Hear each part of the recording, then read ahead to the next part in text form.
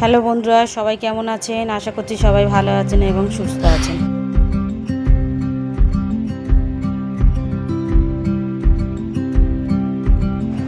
আজকে একটা বাচ্চাদের খুব সহজ রেসিপি বানাবো, যেটা সবারই খুব ভালো লাগবে। প্রথমে একটা কড়ার মধ্যে অল্প কিছুটা তেল দিয়েছি, তার মধ্যে একটা পেঁয়াজ কুচি করা দিয়েছি। পেঁয়াজটা বেশ একটুখানি নেড়ে নেবো, ভাজা ভাজা করবো না, জাস্ট রঙটা চেঞ্জ হওয়া পর্যন্ত।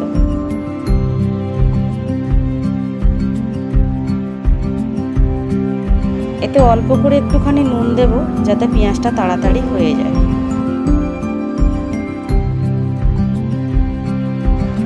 এবার এর মধ্যে আমি কেটে রাখা টমেটোগুলো দিয়ে দেব।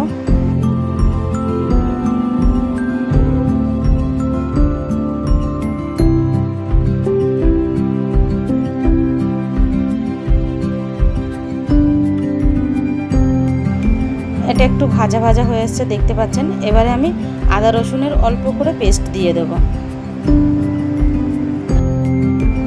এবার গুঁড়ো মশলাগুলো দিয়ে দেব, একটুখানি হলুদ গুঁড়ো আর লঙ্কার গুঁড়ো আর জিরে মরিচ গুঁড়ো।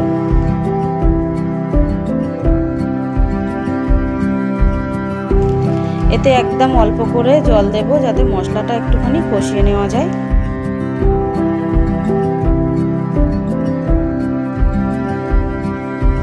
দেখছেন আমার মশলাটা ভালোভাবে কষানো হয়ে গেছে।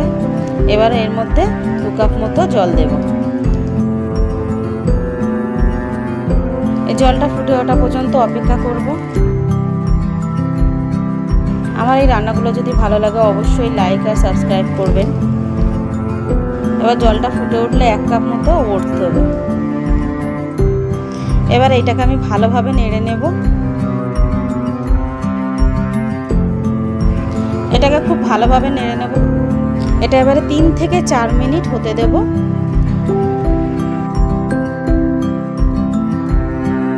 দেখতে পাচ্ছেন এটা হয়ে গেছে। এবার গরম গরম সার্ভ করব।